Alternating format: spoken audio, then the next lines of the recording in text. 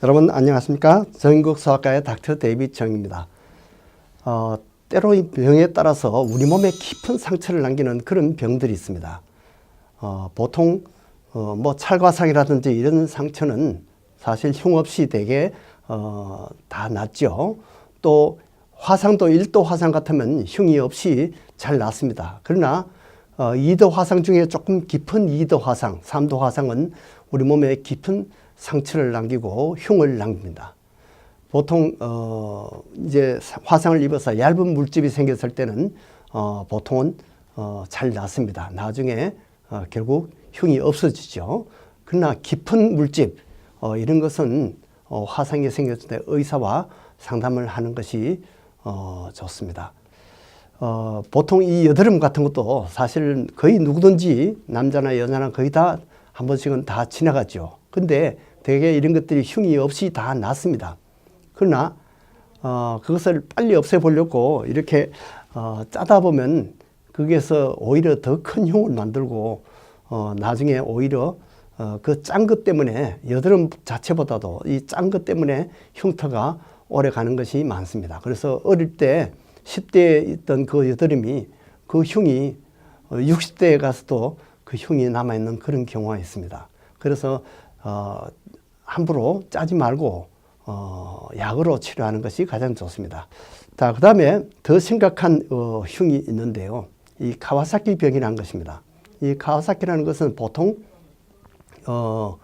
가벼운 바이러스나 이런 이 열병으로 이렇게 시작을 하는데, 그러나 나중에 보면 이것이 아주 열이 더 오래가고 보통 감기같이 그렇게 없어지는 것이 아니라 열이 오래가면서 그 다음에는 눈이 빨갛게 충혈되고 입이나 입안에 이렇게 허물이 벗어지고 또 몸에도 이렇게 붉은 발점이 생기고 임파선이 붙는 그런 문제입니다. 그런데 겉으로 나타나는 그런 게 사실은 별로 심각한 것이 아니라 그보다 더 중요한 것은 이때 생기는 그 혈소판 증가로 인해서 혈관염이 생긴다는 겁니다. 그래서 혈관염이 특별히 이 심장에 있는 혈관 그런 데 염증을 생겨서 상처를 남기고 심장 판막점이라든지 이 승모판 부진, mitral regurgitation 또는 심장 근육의 염증을 일으키기도 하고 또 그 다음에 심장 혈류를 일으키기도 합니다. 이렇게 해서 잘못하면 그것이 터지거나 심근염으로 인해서 사망하게 될 수도 있습니다. 그런데 어떤 아이들은 어릴 때 카와사키 병을 앓았는데 그것이 10년이 지나서 나중에 심장병으로 고생하는 그런 경우도 있습니다. 이렇게 해서 이 심장에 깊은 상처를 남기는 것이 이 카와사키 병의 가장 우리가 심각한 그런 문제점입니다. 그래서 어릴 때 카와사키 병을 앓았던 사람들은 보통 해마다 심장에 대한 그 초음파 검사를 해마다 찍어 보는 것이 좋습니다. 그렇게 해서 완전히 이 심장병이 없어졌는지 계속 이렇게 조사를 해보는 것이 좋습니다. 자, 그 다음에 류마티스 병이라는 것은 보통 이 연쇄상균하고 관계있습니다. 목 안에 생기는 편도선염이라든지 인후염 이런 연쇄상균 보통 우리가 스트랩이라고 하는 이런 염증입니다. 그렇게 해서 항생제를 쓰면 되게 낫는데요. 그 항생제를 쓰지 않아도 열이 나다가 나중에는 없어집니다. 그런데 완전히 없어진 것이 아니라 그 세균으로 인해서 몸에 상처를 남깁니다. 어디에 상처가 남느냐 하면 류마티스 관절염이라든지 관절에 상처를 남기기도 하고 뇌에도 상처를 남기기도 하고 어떤 경우에는 이것이 심장에 상처를 남기기도 합니다. 이렇게 해서 여러 가지 그 심장병이 있을 수 있는데 특히 그 심내막염이라든지 이 판막증 이런 것이 몸의 흉터로 남습니다. 이렇게 해서 평생 고질병이 되는 경우가 많습니다. 이렇게 관절염에 가서 관절이 붓거나 관절염이 되는 것도 문제가 될 수 있고요. 그 다음에 뇌에 가서 원하지 않는데 무도병, 춤을 추는 것 같이 그런 병이 생기기도 합니다. 물론 걷기도 힘들고요. 여러 가지 신경 증세가 나타날 수가 있습니다. 그래서 항생제로 보통 열흘 정도 치료하면 되는데, 그러나 한번 류마티스 병에 이것이 걸리게 되면 그 흉터를 치료하는 데는 평생 예방 항생제를 써야 됩니다. 그래서 치과에 갈 때도 이것이 문제가 될 수 있고요.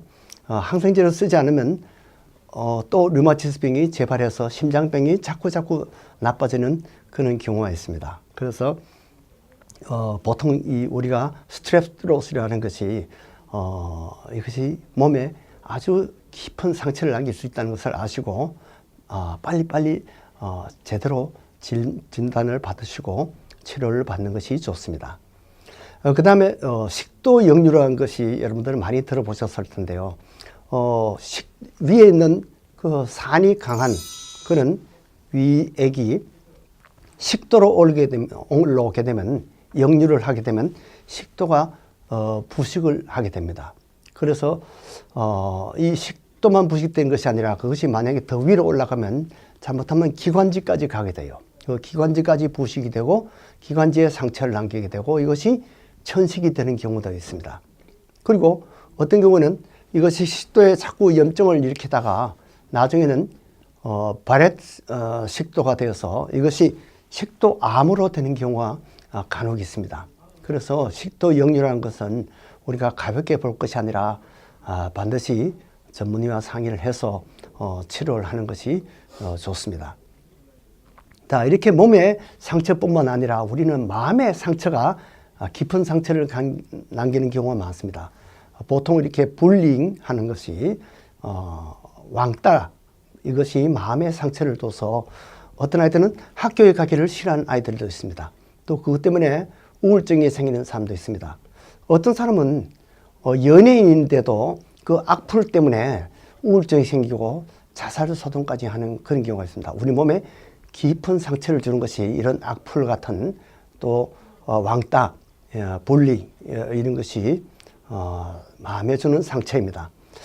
때로는 부모가 가장 사랑하는 자녀에게 부모가 주는 상처가 있습니다. 원하지 않지만은 부부가 서로 싸우다 보면 원하지 않게 그것이 아이들에게 상처가 되기도 합니다. 그래서 어떤 아이들은요, 조그만 아이들이 자꾸 오줌을 싸요.